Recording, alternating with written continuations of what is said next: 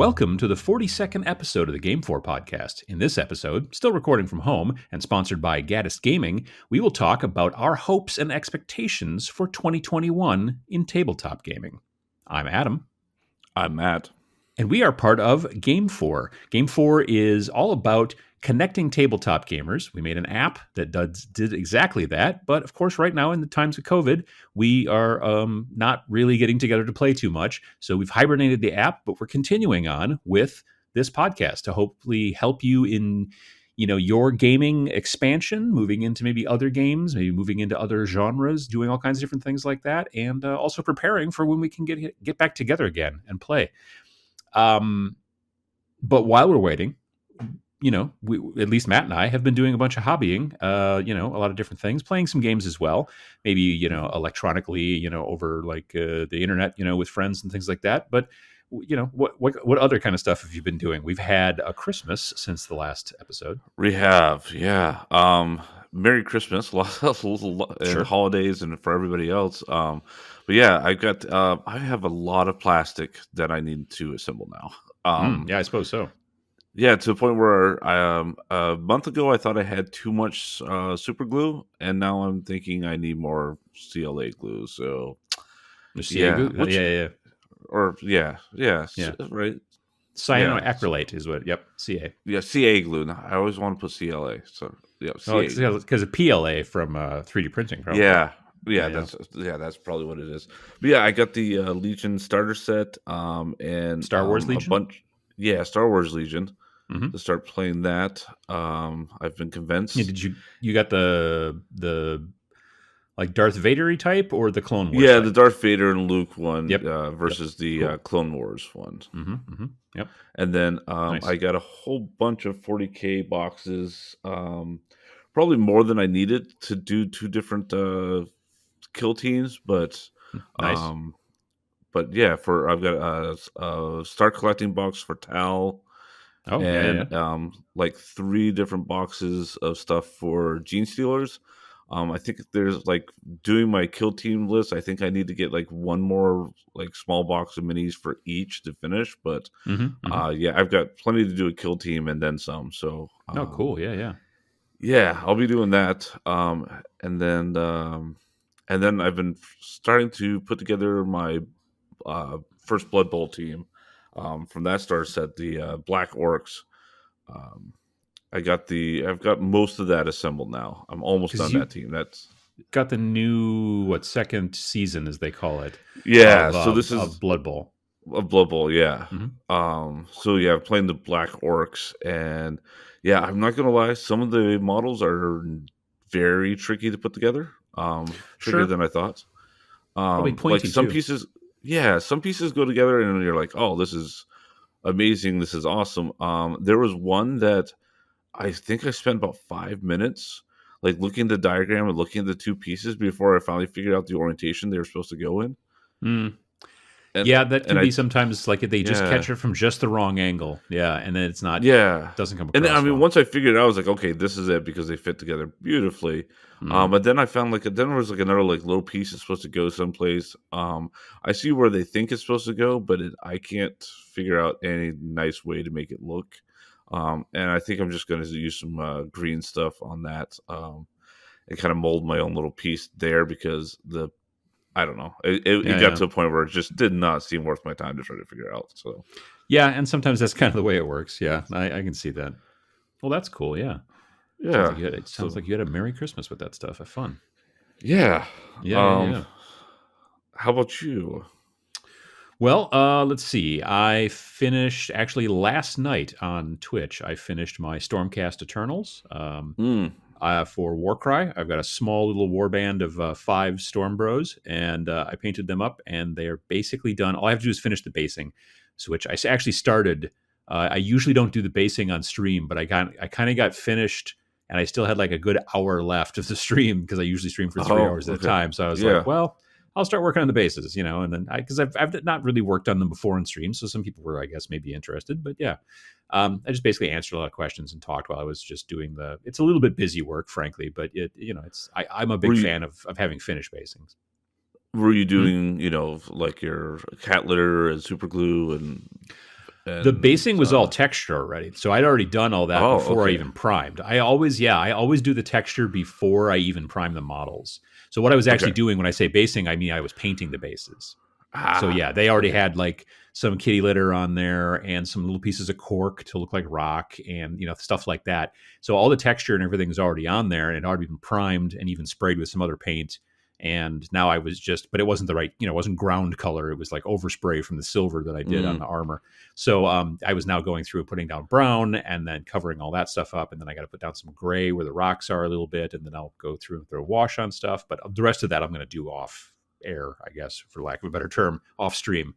Um, sure, yeah. So now I'm trying to figure out what to do next because I've got another stream actually on New Year's Day on Friday. So I think I'm going to end up starting to work on, uh, um, I just said it before, Adeptus Mechanicus, AdMech. So they are mm, a 40K army, and I will be working on them, not a full army, but I'm working on them for Kill Team, kind of like your Tau and your Gene Stealers. So it's a much oh, smaller sure, force. yeah, And they're already built, and have been sitting there for actually a while, but they need texture on their bases. So I'll have to do that this week and then prime them in time for Friday so that I can start painting on them.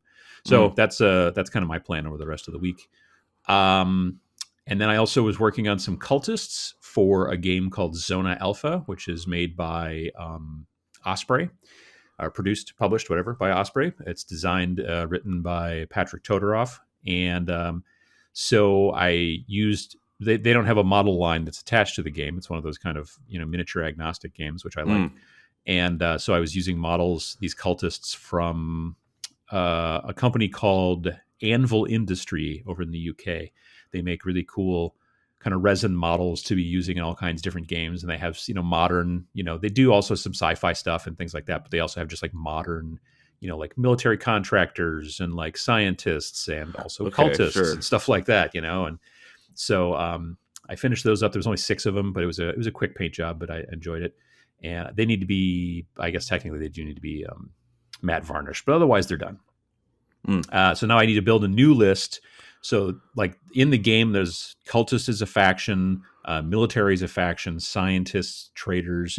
So I need to go through now and look at the other models that I bought from Anvil Industry back in the summer and figure out some other lists I could make and then build the models based off those lists. And then I can start painting on those and all that jazz. So Now, do you have other people that are playing, or is that why you're kind of building a couple teams so you can kind of? it's more of a I'm building a couple of teams so I can hopefully get other people to play, once we can do that Okay. again. But the other Hmm. benefit to Zona Alpha is that it also has co-op and also solo play. Oh, It's a nice. separate download. Like you can buy the game in print, you can buy the game in PDF, but you can get the solo play / co-op free. It's a free download, I think, on the Osprey website. I grabbed it. It's either from the Osprey website or from the author's website. I forget where.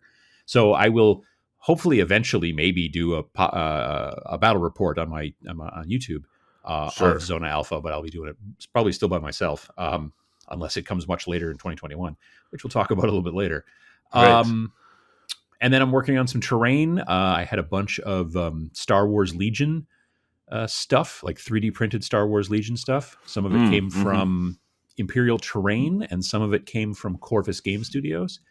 And it's all kind of Tatooine, sort of like desert stuff, and a bunch of really cool buildings. And I had primed them like one of the last warm days of the fall. I primed them outside because I like to prime my terrain generally with rattle can versus Yeah, that airbrush. goes a little bit quicker. Well, But yeah, it's that seems quicker. so many days ago.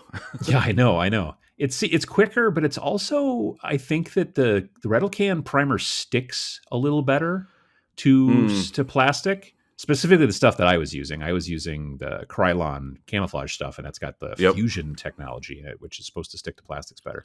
But terrain takes a little bit more of a beating. You know what I mean? Hmm. Than models do. So yeah, so I had primed the stuff, and there's probably 7 buildings, I think, or maybe 8, and it had been sitting in the garage. Like I sprayed it all out there, and then I left it out in the garage to outgas because I didn't want to bring it in the house because then the propellant smell just kind of gets all over the house, even though you don't spray it in the Hmm. house. And then I had promptly kind of forgot about that stuff, and then I was like actually moving like the lawnmower back in to get the snowblower ready because I knew the snow was coming, which it did a couple of days later, and And I was like, oh yeah, that's right. I should take all these models in the house so I can start working on them. So they've at least been Mhm. brought in. That's step one, you know. Yes. Yeah, and then another piece of terrain I'm working on is GW makes these big Realm of Battle boards. Okay. They You can buy them, and they're basically molded plastic like ground, right? And they make a desert one that was their first one they did way back probably 10 years ago, and they've been hmm selling that one. And now they also do an industrial one, like a Sector Oh, Mechanicus or whatever they neat. call it. Okay. Yeah, and so they're not cheap, but they will make a full 4 foot by 6 foot table. They're 2 foot by 2 foot plastic squares. Oh, wow. Um, yeah, yeah. So I took two of them and primed them some time ago. I want to literally say maybe in the spring. I don't know, but I Okay. primed them black, and they also sat in the garage for a long time. But they've been in the house now for, I don't know, since the summer probably. And I Mm. finally have decided to start painting them. But the thing is they're so big. Like I actually had to get bigger brushes, like kind of like craft store brushes. You know what I mean? Because like Okay. brushes you use on your miniatures, if you're trying to paint something that big, it's just not going to work. And I had to get some craft store paint too because I didn't want to use, like miniature paint when you have to paint like a road. You know what I mean? Like it's hmm kind of expensive, whereas like craft store, like, Apple Barrel or whatever, that type of paint is like, you get a bottle of it for $1.49 or something like that. So yeah, working on that stuff, and going to continue to work on that, I think, over the weekend with New Year's and stuff and time off for that. And also I finally started working on another model. It's called an Ogroid Myrmidon, and it's for Warcry. It's kind of a what's the word I'm looking for now? Hangs out in the labyrinth, kind of a minotaur, sort of, I guess. And he's got a shield Oh, and yeah. a spear, and yeah. So he's anyway. I had put him together actually last year on a Twitch stream with Sam and Vince over at Sam's house. And then I had primed him earlier part of this year, and then he just sat on my hobby table. It's one of those projects that just sits. You know what I mean? Like you're to a certain point, and you're like, well, I could start working on that, but I got other things to work on. And I don't know what it was, but Yeah. just some point this last weekend, all of a sudden I was just like, you know what? And I just started working on them. So, Hmm. so that's good. Uh, yeah, but I'll be working on him as well, and that'll be also probably off, not on stream or anything like that. I'll probably take pictures of him once he's done, but other than that, Sure. so yeah. So nothing much going on. No, yeah, no, not just basically sitting around. I'm just basically sitting around twiddling my thumbs. hmm Yeah, I don't know. I like having, I guess, lots of projects to work on. I have people that ask me quite frequently about like, well, what, I just don't know what to work on, or I'm just like, I'm just like not motivated to work on this project, and I'm always like, well, then pick up a different project. I mean, like, you Right. don't have to start something and then only just work on that until completion. You can set things aside when you lose a little bit of motivation and work on something that motivates you. So, Right. yeah, I guess that's that. Yeah, especially when there's not a lot of gaming going on right now. It's not like you like, oh, I need to have Exactly. this at the shop for this weekend. Right, It's exactly. If there's no deadline, or at least not much of a deadline, where you're like, oh, I got to get this ready for this tournament, or I'm going to be playing with so and so, and I want to have this stuff done, or they're coming over, and I want to make I have the terrain all nice. That's not just not happening right now. And so if that's the case, then we'll just not have to worry about it so much, and we'll just keep working and keep our heads down and have a good time, listen to some podcasts and audiobooks, and get some stuff done. And then when we can finally start playing together again, which again we're going to hmm talk about in a little bit, then hopefully, at least in wargaming and miniatures and stuff, a lot of people have a lot of painted stuff ready to go. Yep. Our friends at Gaddis Gaming want to thank their supporters for bringing their latest Kickstarter campaign, Empire Falls, to life. If you missed the Kickstarter or want to add to your pledge, a pledge manager will be coming soon. Yeah, I just got a preview of it this last week. There's a little bit of I think like shipping or something needs to be figured out right now, but yeah, Lee's Mm-hmm. got some pretty cool stuff from the Kickstarter on there. You can add stuff to your pledge, like if you want some extra dice, or if you didn't get the dice or anything, you can add there. But then he's got some other like some cool T-shirts and logos and a bunch of other cool stuff and variations that you're going to be able to pick from. That's pretty awesome. I was thinking like, oh, I've got my picked out, and didn't realize it was a preview. I thought it was actually the full pledge manager, Mm-hmm. and started picking stuff out. And I'm like, oh, my wife's gonna kill me, but this is really cool.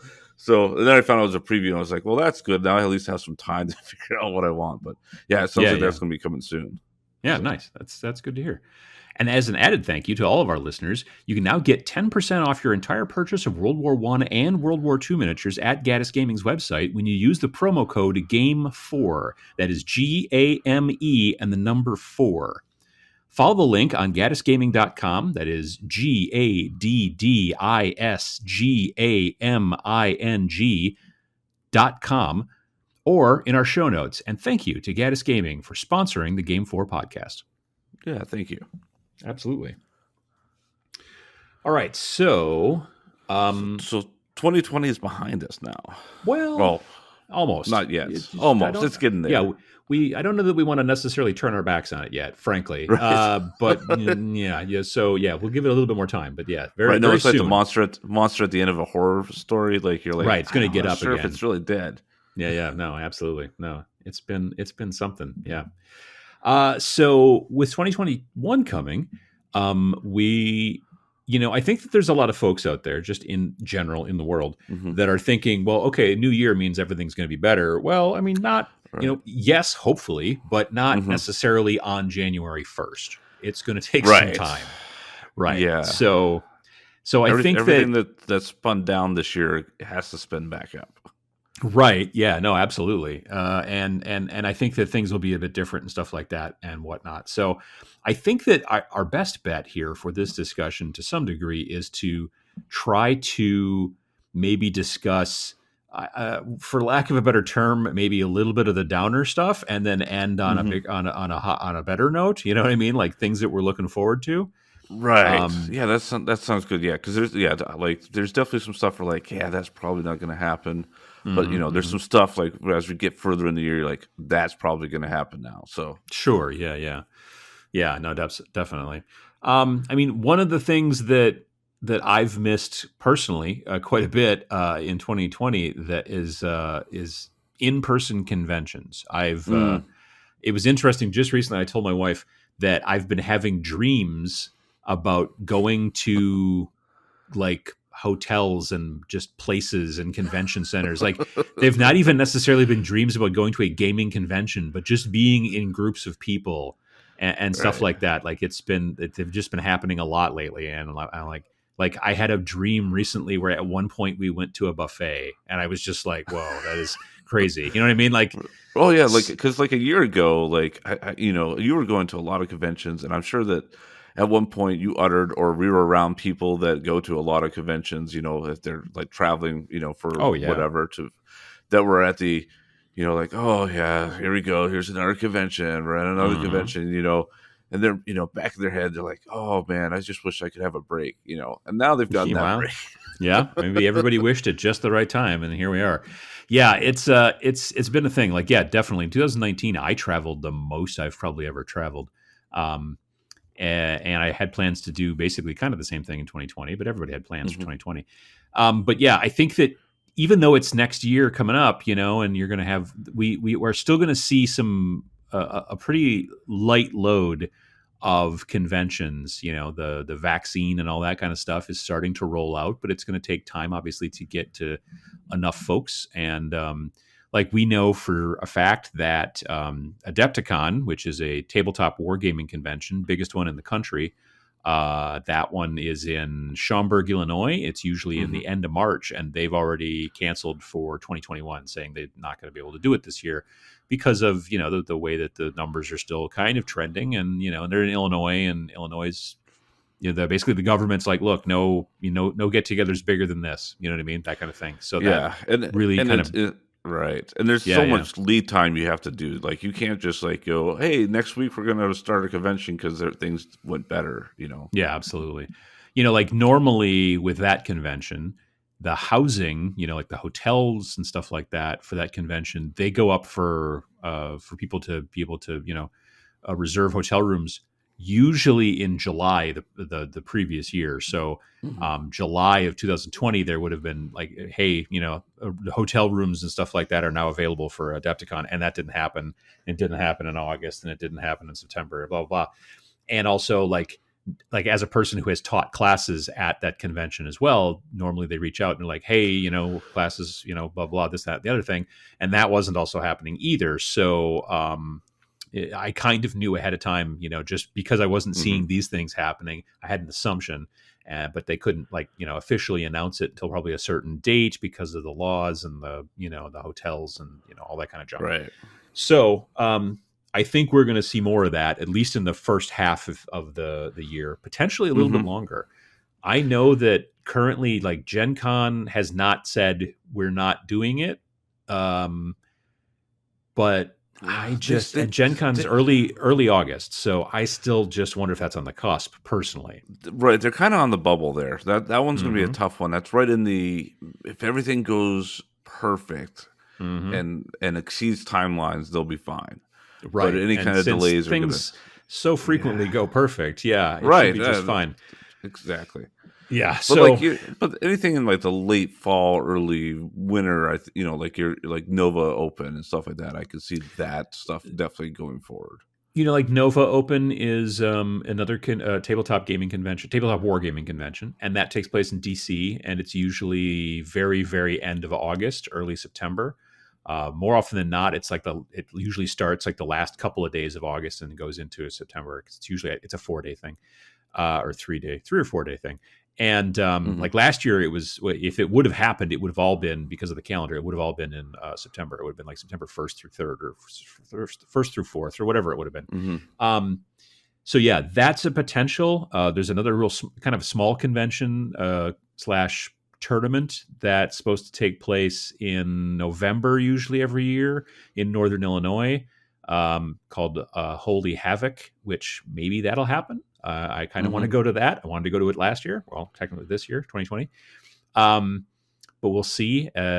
Origins, which is in June in Columbus, and it's 20,000 people. I'm dubious. You know what I mean? Mm-hmm. Yeah. And Especially since that's run by Gamma, and they've already, I mean, they shut down the trade show pretty quick. So yeah. And the Gamma trade show is usually in March, and they've already announced that that's not. So yeah, long story short, specifically the first half of the year, probably still no conventions. Second half of the year, we'll see. I mean, I hope. I'm saying all these things hoping I'm wrong. I absolutely hope I'm wrong. But yeah, Gamehole Con. yeah, that's a bigger. That's one it's getting big in Madison, Wisconsin, and that one is usually in what, late October, early November.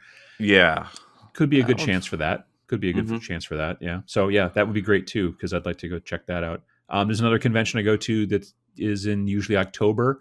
That is Dragonfall. Our friend Matt is the kind of charity coordinator for that one. That's a convention that's basically just for charity.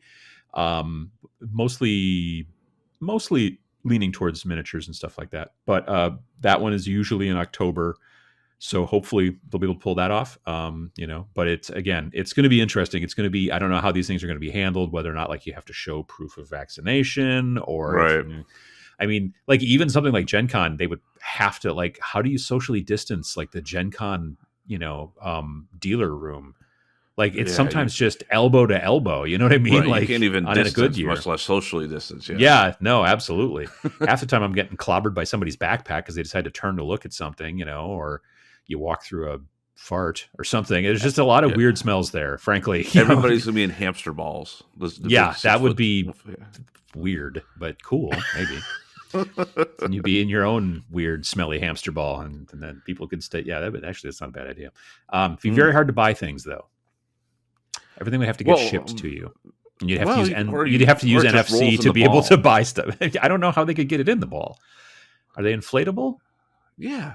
Well, then you'd open it and then let the air shell out. is. Oh. Well, the shell is you got like the hole you jump into and stuff like that. So it's like just the shell is. Oh, those types of, like the ones where you have your legs stick out and you bang into each other. Oh, that would be sweaty. Yeah. Okay, I get you. But I mean, if you're all cut off from other people, yeah, you would probably be at least 6 feet away from everybody. Plus, half in a weird ball. That's true too.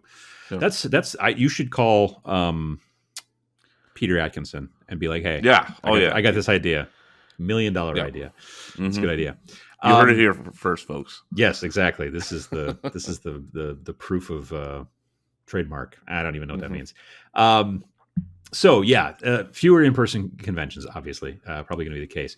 Also, to some degree, I think we're going to see fewer releases this year, physical releases in many situations, due to shipping and production delays. I can tell you, as a nerd who likes to play miniatures, and Games Workshop being the biggest miniatures company out there, they've Mm-hmm. already announced some date slippage on stuff that they don't usually have that as a problem, like the next Right. codex for 40K, which is the Death Guard, that new codex book, plus also new models are supposed to be coming out for Death Guard. Those have all been pushed back. Like they said that the date that stuff was going to hit was X, and I don't frankly remember exactly what it was, but they've just recently announced that, yeah, they're not going to be able to make it because of COVID. Yeah. And so I think we're going to see that a lot, because it's not only just slowing down production specifically, you can't have as many people in your factory and that kind of stuff, but it's also Mm-hmm. shipping. Like it's Yeah, actual. shipping is a mess. Yeah. Just because higher demand, because Mm-hmm. more people are shipping stuff. Yeah, we're not even getting into the USPS stuff. Right. Yeah. Exactly. Exactly. Yeah, So, it's a mess, and it's going to take a while before it gets unclogged. and I think that the important thing for us as people, as gamers, is that we're going to have to understand that and I've seen this a bunch. We have to understand that we're going to need to be patient. You know what I mean? Like Hmm. this is not the apocalypse, obviously, but it's Right. unprecedented. And if the worst Yeah. thing that happens to you is that your stuff doesn't get shipped on time, or the game that you were really looking forward to doesn't make its date, it could be Hmm. worse. You could lose a Right. family member, or who knows, whatever. So we kind of have to Right. keep those Right. things in perspective. So Right. It's not like the game companies are doing this intentionally. They want to get that no, stuff to you and sold as fast as possible too. So absolutely, they would it's love to just. get you more product in your hand for more money, and so that's and because of that, I think that we're also going to see more. I think we're going to see more digital print and play style games from a lot of companies, Hmm. because then you don't have to worry about production as much and shipping as much. And we're Yeah, already that's a seeing that's a it. good point. We're seeing Hmm. it in a lot of different industries, specifically like RPGs have been doing it honestly forever, because it's basically a Hmm. book. Like it's a book, Right. which is basically a PDF in some situations, so it's not that hard. But even with miniature games, like Modifius, I know the company that makes a bunch of different games. Specifically, they make um, what's the oh shoot, now I can't think of it. It's based off of like Skyrim and Oblivion and all that stuff. The Elder Scrolls. Yes. They Yes. make an Elder Scrolls miniatures game, and I think most of the books that they produce for it are also available as PDFs, which a lot of companies still like. The RPG companies are like, yeah, we understand that people would like to have digital stuff, but a lot of the other companies out there, specifically like Games Workshop, was very specifically like not interested in doing electronic stuff until relatively recently. You know what I Hmm. mean? Like you could buy books through the iBook store and that kind of stuff on your iPad and things, but beyond that, they still don't just directly sell straight up Yeah, but PDFs and I much. and I sort of get that. I think they're still kind of getting into. It's kind of like late '90s, early 2000s with music and movies and stuff, right? Mm-hmm. To Where some degree, yeah. there's a concern about rights management of, oh, Mm-hmm. what if everybody just doesn't pay for this and stuff, and then we basically give away everything for free and we go under. Mm-hmm. Um, and it's kind of that balancing act of what can we allow people to print themselves, or versus like I don't want to sell this one mini and then suddenly he and 60 of his closest friends all printed, and I lose out on all those sales. Sure, for um like 3D printing and stuff. Yeah, no, I totally understand right. that. That all So being said, I know that if I was going to start producing a small time game, I would absolutely focus on the PDF and the STL and all that kind of stuff. You know what I mean? Like that's right. yeah. But I think for the bigger companies, they're almost to some degree stuck a little bit, Hmm. because they generally have to produce this stuff physically, and it's also difficult to get right now because of what's going on. But Right. some of the companies that are maybe a little bit smaller are starting to pivot, and I think that Hmm. that's, I mean, a cool idea. Now, the downside is obviously, like I said, it doesn't work so hot with board games, and it really doesn't work with CCGs. But specifically CCGs, I mean, I think Wizards is doing probably not too bad with that Magic the With Gathering Arena, yeah. Arena. That's right. Hmm. Yeah, that's what it's called, which is basically a video game version of it, and you're still buying booster packs and stuff like that. Um, Right. but I don't know. We'll see how it works out because I know that there's a lot of stores that are hurting, and partially it's because people aren't coming in to buy Magic cards because it's there's no Friday Night Magic going on and all that kind of stuff. Hmm. Which is kind of talking a little bit about organized play. Hopefully we will start to see as 2021 kind of wears on and you get more people with the antivirus, the Hmm. vaccine. The vaccine, yep. Hopefully we'll start Yeah, to see organized play come back. yeah, or even like just game nights and stuff like that. Yeah, With yeah. general population. Yeah, I mean, there was even some that either didn't or really didn't do it for very long during like the first kind of like that like spring time. Mm-hmm, mm-hmm. Stopped events in their store that have stopped now. Yeah, yeah. Um, and that was even before we heard about the whole British strain and all this stuff. Right. So yeah, it's gonna be a little bit, but I can't wait to be able to pop in and Yeah, no, I was just talking to a friend of mine recently about how we're, you know, 2 years of no Adapticon is going to really wear on us, but we're really going to look forward to when we can come back to, I guess, 2022 Adapticon. That'll be a great this year, gonna be epic. hopefully. Yeah, Yeah, yeah. yeah. But yeah, so I mean, I think that like, and to some degree also print on demand games. We kind of talked a little bit about like digital Mm, games like like PDFs and things like that maybe you have on your tablet or you have on your laptop or maybe you even print it out at your house. But print on demand, I think that, and again, it works best for RPG folks, miniature folks. To some degree, you can do print on demand board games like using services like the Game Crafter in Madison hmm. actually. Again, print Yeah, on demand not so great with CCGs, but yeah, I'm almost thinking like that was kind of my thought of the digital rights management stuff kind of we kind of talked about, a yeah, little yeah. bit ago, Hmm. is that, some of the STL manufacturers like for printing and stuff like that are starting to do licensing. Yeah. And I can see that as kind of a nice thing for your local game stores, as basically being that print on demand place, like almost like the Kinkos of for your games. Like you're Yeah. like, oh, versus they don't have to have all the storage space with the 8,000 board games that come out every day. Yeah. No, They can be like, oh, you want this? Okay, yeah, we can have it ready for you to pick up at 5 o'clock tonight. there's been a lot of talk about that over the last like 10 years about like, especially when the like the D20 stuff got really popular and like everybody and Hmm. their brother was making D20 like modules and add-ons and things like that because of that D20 license. There was a lot of talk about like, well, maybe if the game shops would just get some sort of like digital printing machine, then they could print those things. You could just go to the store and then buy the book that you want as opposed to just getting a Right. PDF. And there are people that want the physical copy and people who want the benefit, though, to print on demand, whether you're getting it at a local store or whether you're getting it at least printed in your country, is that the shipping is usually a little bit less Right. problematic because there just aren't things that are getting shipped. There's the raw materials that are getting shipped to the people, who are printing the stuff. And that's hopefully something that's able to still stay kind of, in progress and people can keep getting that Hmm. material.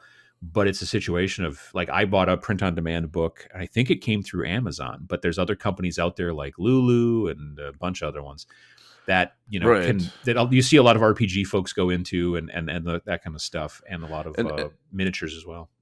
and I'm seeing like the prices on that stuff coming way down, like filaments and stuff for like 3D printing, resin Hmm. stuff. That peaked, early pandemic because everybody Yeah. was printing like masks and everything Yeah. else. Yeah. Um, and now it seems like there's those prices came back to the original, and then I'm seeing like a lot of these new startups that are like, oh, well, we're going to provide the medium as well, and Hmm. then to kind of get their name, they're undercutting everybody by like a dollar or two, Oh, and then they're becoming popular, and then someone else is doing like a dollar or two. So like when I first started getting into it, like a year and a half ago, I think I was paying like $22 to $25 for a roll of filament for good filament, and that's for like a the kilogram, right? Yeah, for a kilogram, and that was a Hmm. pretty good price because a lot of people are like, "Oh, I used to pay 40, a year ago." Yeah, So yeah. I was like, "Oh, 25 is not bad." And then like I took a chance. There was a company that was out of Florida. They were having like I could buy 3 rolls for $12 a piece with free shipping, Wow. and I was like, okay, well, I've wasted money on bad filament before, so Sure. Yeah, we'll yeah. try it. And to be honest, it's my favorite filament right now. So Nice. and like I'm like they've got my business, and even without their deals, it's still the cheapest. And it's like okay, now somebody else is going to compete, and so Hmm. Hmm. you know I supply and mean, demand, right? yeah, exactly. I was going to just say, like, some of that is easily more along the lines of, just like there's more people who are interested in it, so therefore more of it's Hmm. going in the volume, blah blah. But also, you're right. I think it's also partially like now that some, at least for the most part, supply is not as required as it was at the beginning part of the pandemic. I think that's also starting to see prices kind of level out to some degree, which is also cool. As far as again like 3D printing stuff and whatever, I Right. don't know if those kind of price fluctuations have moved much on resin or not, or if it's been predominantly just And filament. that's Or that's been coming down. I think like the washable stuff I had was like $45, and like the last one I bought was $32 for a and you're seeing kilogram. so many more people getting into to resin printing too. That's also Yeah, going to cause see the prices to come down too. yeah. The Yeah. So printers are coming down. The parts are coming down in price. well, I Yeah, mean, and the it's thing is that like I just did a video last week about it was what my 2020 Tabletop Minion Awards, and one of hmm the groups that I gave an award to was a company called One Page Rules. And One Page Rules first started out by making they basically kind of wanted to basically make a game like 40K that fit on a single piece of paper, both sides, as opposed to being giant thick book and a codex and the whole deal, all that kind of stuff. And they started off with that, and now they've expanded out into making all kinds of different games that you can use models you already have in those games. So they've got like a kill okay, team kind of style game. They've got a Warcry sort of style game. And it's designed so that you're using models you already have, but they've also even started to go branch off into spaceship games and all kinds of stuff. But the thing that's interesting is that they're also now, they have a Patreon and they're producing STL files for models. So you can not only oh buy wow, the PDFs yeah, or get the PDFs from them, you can also now pay a monthly fee and get. And they've been doing really nice work, like really good looking sculpts. And so at that point, they are now a game company that produces physically nothing. Like they're producing tons of content and people are buying stuff and it's working out, but they don't have to ship stuff. Everything is electronic. And then it's up to you to potentially print it or not. Maybe you keep it on your iPad. You get the sure, right models you want, you print them out, or you have your friend print them or whatever. And so I think that's a smart business model. And I think they were heading in that direction before the virus. And I hmm think that it was kind of a perfect storm for them. And I think that you're going to see maybe some other companies starting to pick up and head in that direction as well. Probably again, absolutely, not the big companies, but I think that it's, right, if you were starting out or even a smallish company, I would definitely be focusing these days on a little bit more digital production because, or sorry, not production. Well, production as well, certainly, well, but I and mean delivery, digital yeah, like delivery exactly. Because this will probably happen again. We'll maybe right, I'm hoping we'll beat this one, and then I don't know, 5 years another one will pop up, or who knows? This may be on and off for a while. Let's hope not. Let's hope we make some big major changes. But that's something that we've got to think about. And as a business person, it's a good idea to think about it. So Well, and just the logistics costs. I mean, you're thinking like now, absolutely. if I don't have to like go buy a big warehouse, I don't have to go Hmm. buy all this stuff to start up. I can just basically put up a website and have, if I'm a 3D designer or hire, somebody to do 3D designs, you can Exactly. pretty much start it up. Oh yeah, no, absolutely. So it's not only just because of the potential impact of the virus, but you're right. It's also I could start a game company, and it's not going to be a huge game company. It's not going to have huge facilities and do all that stuff. But I could become probably comfortable by just producing stuff that is in PDF and whatever, and Hmm that's just easier and cheaper. And I think that the virus kind of maybe has pointed us in that direction in some cases. Well, Again, yeah, especially indie especially games. right, and especially you think about it, you don't have sunk costs. Your sunk costs are a Hmm. lot lower, so Yep. then it's cheaper, and then yeah, that's Yeah. Yeah. overall, it's yeah, I can see it moving forward. Yeah. Well, speaking about moving forward and also trying to get off the track of, frankly, some Doom and gloom. negativity, obviously, doom and gloom a bit. That's a good point. Let's talk about things that we're pretty sure are probably coming out in 2021 that we're looking forward to. Hmm. So Hmm. that's a positive. Hopefully, let's say that. Yeah, yeah. Yeah, The yeah. stuff that we're gonna get to play or see come out, that some of the stuff I never thought would come out or didn't expect it to come out Hmm. anytime soon. Yeah. Or definitely 2021. I think is going to be a big year for this stuff. There's some stuff that got pushed, and then just some big stuff that just seems like the right level. I don't know if I'm like suddenly becoming like the target demographic or what, but Could it's be. like, oh, here's all my stuff that I've always wanted. It's like, Yeah, you know, yeah. 20 years ago, you'd have that nerd discussion, sitting at, having a piece of pizza and like, oh, it'd be really cool if they ever did this game. And you're like, oh yeah, no, that will never happen. And, Hmm. now Hmm. we're seeing it. Yeah, So, yeah, yeah. but speaking of that, like, so two big board games, I think they're coming out this year. The Return of Hero Quest. Right. Hero Um, Quest. Yeah. Did you do the? Well, it's not a Kickstarter, but it was their own thing. Did you do that for the Hero Quest? I did not do it for Hero Quest. Yeah. Only because I never played Hero Quest as a kid. As far as I know, it's one of those like I see it and I'm like, that seems familiar, but I don't remember actually playing. So I was probably just seeing Yeah. tons of commercials and stuff. Yeah. I mean, How about it's. I did you think do it? the No, I didn't. I because again, I also never like even, which is weird because almost every person who I hear that's into miniatures is always like, "Oh yeah, of course I played Hero Quest," and I just never did when I Mm, was a kid. But I know that that Hasbro made a boatload of money. They didn't, like I said, they didn't do a Kickstarter, but they kind of did their own Kickstarter. I forget what they call it, Hasbro Pulse or something like that. And it's yeah. basically crowdfunded, and all that jazz. But yeah, it Hmm. did quite well. So that'll be coming out, from what I understand, in 2021. And then, like, what other stuff as far as board Like games? I know that there's so so the. so the one that I did back that's kind of a return was from Restoration Games, is the Return of Dark Tower. Oh yeah, yeah, yeah. So Restoration Games did Fireball Island, which was Fireball is like probably a, their biggest one so far. and Yeah, that was a game from like what, the 80s or was it the 90s? I don't remember. late '80s, early '90s, Late somewhere 80s, there. yeah. Yeah, it was like And then they prime redid childhood for that. me. Oh yeah, yeah. And now Dark Tower, because I remember the commercials for Dark Tower. It was like an Hmm. electronic kind of plastic tower in the middle of the Yeah, board, and you would, and menacing and it was like lights that would light up, and there would be scary noises and all kinds of stuff like that. And it kind of basically steered how the game would go on the board and hmm everything.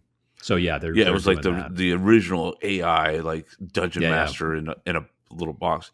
Yeah, and I did back that, and it's cool. I've been getting like a lot of behind the scenes updates as they're Oh, the like, messages and here, stuff through there. yeah, Yeah. like here's early sculpts, and like here's an early prototype, and here's like all the wires that go into like one tower, and it's like, holy Oh cow. yeah. But Oh yeah.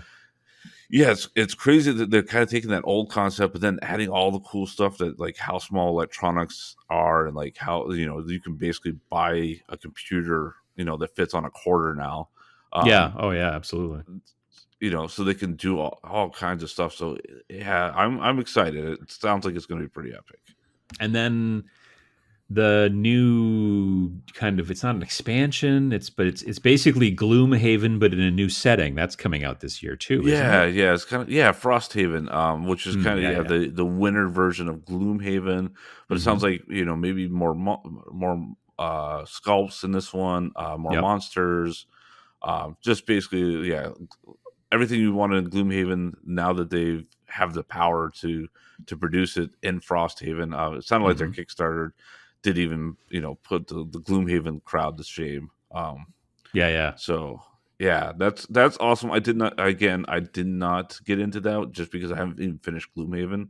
Um, Right, but it'll be that's the thing about Kill Team. That's the thing about Kickstarters, is that you can, like, yeah, maybe you didn't get into it, but very frequently there's still at least a version that you'll be able to buy like at retail afterwards. Not right. always. Like really It, small ones sometimes hmm don't have retail stuff, hmm but they're just making enough for the people who back the Kickstarter. But bigger companies like Gloomhaven, the Frost Tower, or Frost Tower, Gloomhaven, and Dark Tower, Hero Quest. These are all like Hasbro they'll restoration probably hard. be at your friendly local game store. Yeah, Exactly. Yeah, yeah. you They're might not not get some of the small. stretch rewards, or it might Exactly. Yeah. cost a little bit more. But all in all, yeah, there's gonna be some out there. Just gonna be You're gonna have friends that have them. I got to be When honest. you go It's to just local game night, someone's gonna probably bring it. right. I mean, it's one of those situations where, like, yeah, I get more stuff if I do the Kickstarter, and I maybe even get it for less money. But I got to be honest. There's times I'm just like, sometimes you do a Kickstarter, you get so much stuff. You're like, oh, good lord, where am I going to put all this? You know what I mean? Yeah. So sometimes, like, I like look at if you go way back to when Ogre Sixth Edition was released by Yeah. Steve Jackson Games. The Ogre Kickstarter box is so big it won't fit under our guest bed up in the guest bedroom. It's massive. It was 27 pounds. But That's if you insane. go to the store right now and they have Ogre on the shelf, the retail version is considerably smaller. Now, admittedly, you're not getting as much stuff, but am I ever going to play with all that stuff? I'm not anti Kickstarter in this situation. I'm just saying that sometimes I've Yeah. looked at games and gone, I'm hoping that gets its goal. I'm sure it will. I'm going to hold off on the Kickstarter and just buy the retail version. And it also helps to Right. support the retail stores better too. So there's that too. But It, yeah, it was like, do you remember when like Steam first started doing their like winter sale? Oh, the video game And it folks. was Yeah, like, yeah, yeah. yeah, the video games. Like I remember, like I was like, it was like I spent like $10 and I got the entire like id Software collection. Right. And it Yeah, was yeah. like, and like another $10 and I got like every Civilization and Sid Meier game that was ever done. And Hmm. it's like there are definitely like multiple games in that library that I have not even installed, Exactly. because Yeah. you just got overwhelmed. You're like, oh yeah, there's like 30 expansions for this, and there's 15 for this, and I got there's plenty of friends continues. who, like, when those Steam sales happen, they buy stuff to have it because it's such a good price. It's 90% off. And I'm like, cool. Did Right, you they're ever play practically it? paying No. you the game. Yeah, exactly. They're like, no, I've never installed it. I will eventually someday. And I'm like, will you though? Right. And so yeah, it's an interesting kind of financial thing. But I again, I followed some Kickstarters. I backed the Gaddis Gaming Kickstarter. Yes. Yep. But I don't necessarily try to jump on necessarily all of them. There are times when I look at it and go, I don't need the stretch goal stuff and everything, and so I'll wait for retail. So yeah, I'm like, I don't know if I'll get Hero Quest, honestly. I like the concept a lot of Dark Tower though, because I did really enjoy that Hmm. watching those commercials when I was a kid, and I know I played it at least once at somebody's like birthday party or something when I was a kid. Right. So I could see myself getting that. I'm Uh, still not a big board gamer, but I've got a couple of board games here and there. yeah, I'm sure What we'll about break in? that one out at work. Yeah, well, that's a good point. That's a good point. What about RPGs? What about different kind Um, of RPGs you're looking for? a few things in this one. So one that I was like hadn't heard about, but then was super psyched last March for it Hmm. to be coming out, and it was supposed to come out like I think in like May or June, and then has just not come out. So I'm from what I've heard, it's supposed to come out this year, but it's the RPG based on the Pixar movie Onward. Oh yeah, yeah, I So watched that movie. Yeah. so Quest of Yore, I believe, Yeah, something like that. is and it sounds what I really liked about it when I talked to the designer was that um it's very kid friendly, Hmm. but it's still a deep RPG. And the way they did was like they less focused on like your actual mathematical stats when you're trying to say you're going to do something, and it's more like that. It's more up to the game master to kind of interpret them. So if you're like, oh, I want to hop on his back and stab him, you know, Right. well, maybe okay, well, he's a pretty big and nasty guy, so what's your bravery stat? Because that sounds like it's going Hmm. to be kind of scary. So Hmm. it sounds like it's really going to take storytelling, and really help launch another wave of like young RPGers, Oh, that's cool. Yeah. without babying them, without Well, like, oh, yeah. like you I only mean, get two stats. in the movie it was all about, like there was the older brother was really into this whole this role playing game thing, which was Hmm. interesting because in that movie that was more about history than fantasy. It's Right, the stuff right. that actually used to happen. Because everybody in that movie was like an ogre and an elf and a troll and a dragon and a manticore and all kinds of stuff like Hmm. that. So yeah, no, that's Yeah, cool. so I I'm remember curious we about saw that. it actually at Reno trade show back in the early 2020, Hmm. and yeah, I did not realize. I mean, it made sense to get pushed back, but yeah, that'll be cool to hopefully see soon in 2021. Hmm. Then another one, when I was kind of doing some investigation, found out that this was coming out. It's a RPG called Syndicult. Syndicult. It's Yes, Hmm. Syndicult. And it's made apparently by Matt Mercer, Oh, from who's of Critical Role. Critical Role fame. Yeah, yeah, yeah. The DM to shame all DMs. Hmm. But it sounds like it's kind of like it's like a mafia gangster style game, but with magic. Like there's magic in that world, but it's kind Oh, of got interesting. that noir feel and gangster feel, like under the under seed bad seed of the city vibe to it. Yeah, yeah, yeah. So just going by like what I know that he can create with like the stuff he does on Critical Role and everything else, Hmm. I'm curious to see what that is. It's enough to make me go, I'm gonna check that out because it sounds cool, and it sounds like it's gonna kind of hit a few different levels for me. So Nice. Yeah, yeah, yeah. And then is there? I know there's some stuff that we've been hearing from different companies about, like some old. Well, I want to say old. Well, old, I guess. oh yeah, like the Like nostalgia coming back. Yeah, so it's kind of like we were talking about like board games. yeah, Like yeah. um apparently there's a few like old titles that are now going to be possibly turned into RPGs, and it Hmm. sounds like most of them even possibly this year yet. Yeah, yeah, yeah. Like one of them, Masters of the Universe. He-Man and Um, Skeletor and all that. yeah, I know which there's already like some miniatures out there for He-Man and Skeletor that I keep seeing on hmm Twitter. So yeah, I don't know if that's related to this or if it's a different property altogether, but I think it's yeah, interesting it that we're sounds like starting to see more about that. yeah, it's like it's I don't know if the rights got turned over or what happened, but or it's just because of the age ranges. But yeah, like they're even talking about like doing a reboot of the Master of the Universe movie, Yeah, I heard about that and too. That would be so interesting. yeah, but yeah, like Masters Universe. I've heard Transformers is a possibility for an RPG, and Okay. even possibly like GI Joe, Wow. Yeah, yeah, yeah. which like all three of those like as a kid, those would be like all like I think I finally remember like a 4K as a 4K kid. That was like Masters of the Universe was like we had like some crazy game we played at recess where we were Masters of the Universe world. I You like could running not tell around you and what we stuff. did.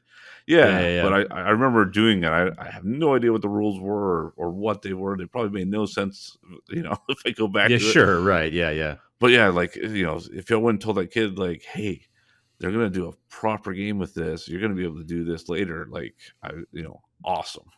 Oh, yeah. And that's the Um, big draw for that type of stuff, certainly. And I think that's cool. mhm. So yeah, absolutely. And then speaking to my younger self, the Hmm. the last one I heard is supposed to come out this year is Batman Gotham City's Chronicles. Okay. So I This is didn't. an RPG. Yeah, because I'm familiar with a little bit of the miniatures game, but I didn't know there was going to be an RPG. That's Yeah, cool. it sounds like there's gonna be an RPG now wrapped around it. So I'm not sure if you are always a hero or if maybe you're trying to outwit the Bat, Oh, and come yeah. up with a sinister plan to take over Gotham, which would be kind of fun. Yeah, that Um, is interesting. I don't. Yeah, that's a good question. When you've got like a property that has like one basically good guy, and then mhm. how do you play? Huh, that'll be interesting. And that's supposed to be coming Eh, out this year. That's interesting. yeah, and if that's totally what it is, where you're the villain, that would be amazing. And if it's not, then that's totally what should come out. And Yeah, it could and be. Yeah, maybe again, an expansion. they can send the checks. I'll give you my Right. address. Yeah. Just contact Sure. me. We'll work it out. Don't worry about it. I think that's a good idea. Yeah. I think with wargaming, like there's going to be more stuff coming out obviously this year again, just like there was last year with a lot of different companies. Honestly, within the realm of wargaming 2020, if you're selling hobby stuff, paints and Mm, brushes and things like that, it's actually been for many companies a very good year because a lot of mm, people are sitting home, and so they're like, well, heck, I guess I might as well paint these things. And so we've talked to a couple different people from different companies talking about how like numbers are way up, but it's predominantly hobby companies, and there are certainly companies out there that are small companies that make the majority of their money at conventions that mm. are not doing great. That all being said, two games that I'm really looking forward to in 2021 is Kill Team, which is a game from Games Workshop. Mm-hmm. It's a skirmish version of Warhammer 40,000, their sci-fi line. I'm a big fan of Kill Team. You like Kill Team as well. You Love mentioned it. earlier Yep. you got some new Kill Team stuff actually for Christmas. So they're Mm-hmm. going to be coming out with. They've been very cagey about it, but they said that they're coming out with something in the early part of 2021 called, it's either Pariah Nexus or Nexus Pariah, and I can't remember. I think it's Mm. Pariah Nexus. I can't completely remember, but it's one of those two. And it looks like it's going to have something to do with Necrons and things like that, but it's Kill Team related. And Okay. so it might be kind of like one of the first expansions that came out for Kill Team was a game called Rogue Trader. And it Mm-hmm. was Kill Team, but it was played on its own special board, and it came with its own Right. special Yep. models I and remember stuff like that. that. And it Yep. had some specific rules that were specific just to that game, but you could use those models in regular Kill Team as well. And so maybe that's what it is, and I don't know that for sure, but it's potential. And then there's the question of, is summer of 2021 the year that they come out with second edition of Kill Team? Because Kill Team Yeah. came out in summer of 2018, and very frequently, at least lately, it seems as if specifically Games Workshop seems to work on a 3-year schedule. So, Mm-hmm. 3 years ago, Warhammer 40,000 8th edition came out, and then this summer, Warhammer 40,000 9th edition came out. They did the same type of thing with Age of Sigmar. It was about 3 years, and Mm-hmm. then they came out with a new version. So if that's the case, this summer would potentially be Kill Team second edition, I'm assuming. So we'll see how that goes. But at the very least, the Pariah Nexus Mm-hmm. stuff has been, though we don't know what it is yet, it has been definitely like, yeah, it's coming early 2021. So Yeah. Let the rumor mill start. Yeah. yeah, I guess so. Yeah. And then another thing that I'm really looking forward to is Stargrave, which is Mm. from Osprey. And it is basically a sci-fi version of Frostgrave. So Frostgrave is their wildly popular, they made a bunch of different expansions for it, all kinds of stuff. It's basically, there's a city that was full of wizards, and it was a huge, great, awesome city, and it was great. And then something happened, either a spell went wrong or something nefarious, and the entire city was basically buried under ice and snow for 1,000 years. And now it's finally starting to melt. And so you are playing bands of treasure seekers going into Frostgrave to try to find, like stuff that was left behind, magical Right. Magic weapons or things like artifacts. that. And Yeah, all yep. kinds of jazz like that. But there's also, undead skeleton dudes that are now also thawing out and all kinds of stuff like that. So it's frankly, it's a little bit like GW made a game called Mordheim, which was also kind of Mm. we're a band of like treasure seekers trying to get into a city that was hit by a comet to grab the pieces of the comet, which are known as Weirdstone. And it's got a lot Mm. of that vibe, but it's not, one to one, but it's in that direction. Anyway, Mm-hmm. this year, Stargrave is going to be coming out, which is sci-fi. And that's supposed to be coming out, unless the date slipped, it's supposed to be April, I believe.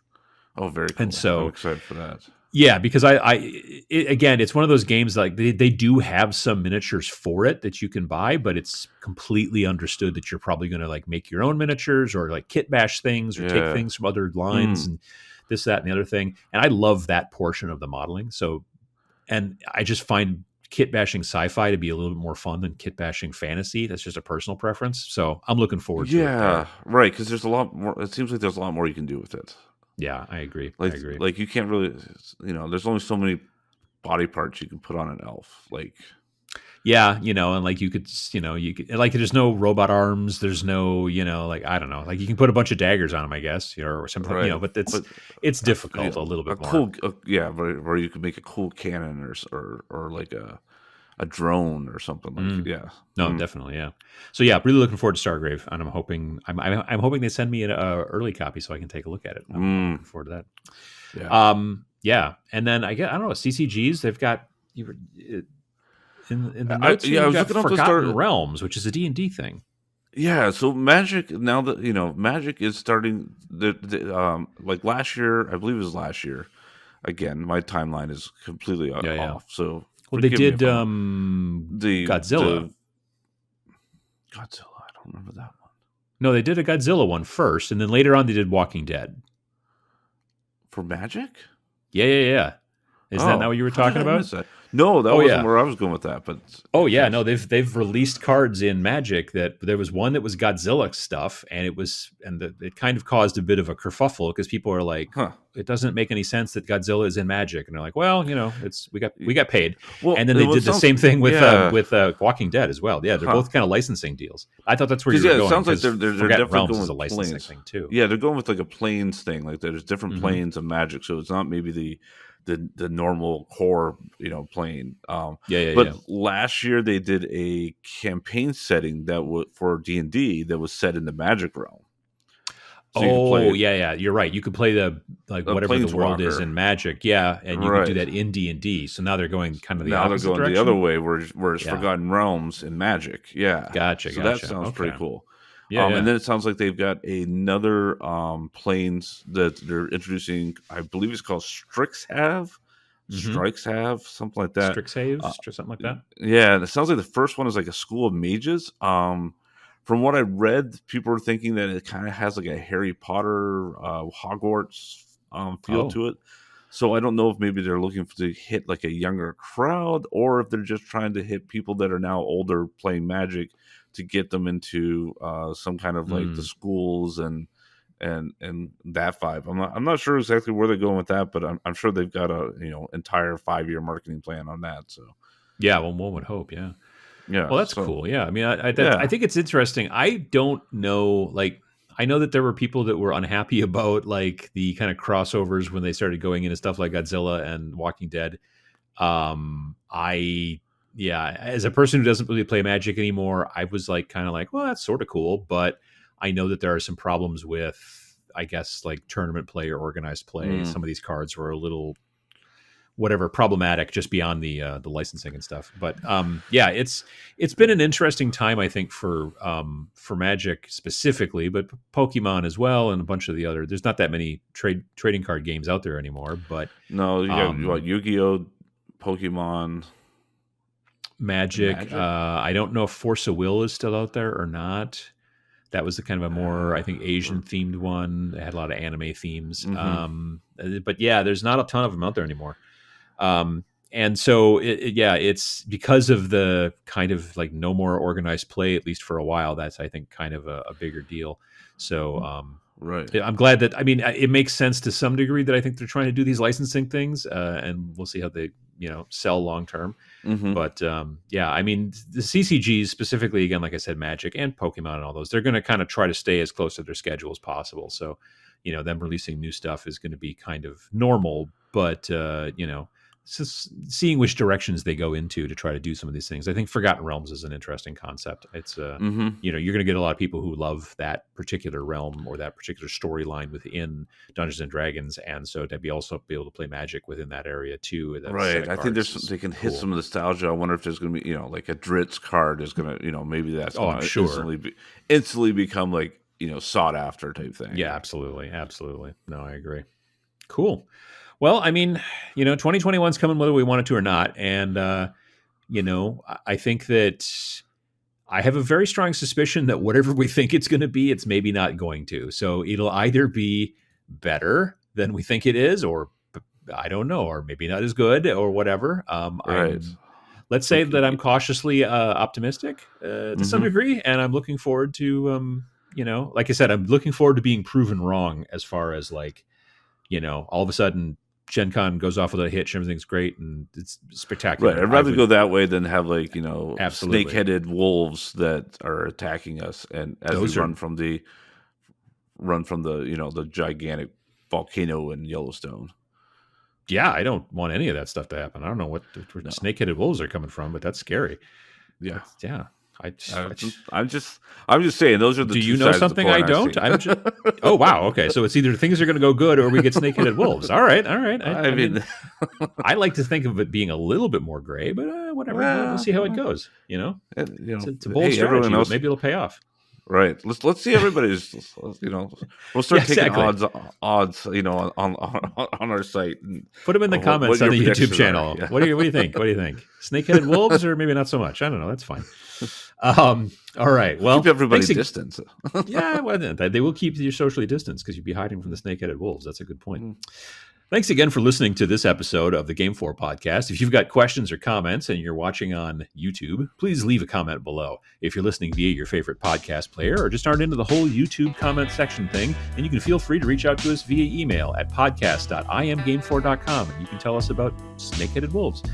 You can also find us on Facebook, Instagram, and Twitter, and check out our website at www.imgame4.com. That is www.iamgamefor.com. Thanks. Thanks, everyone.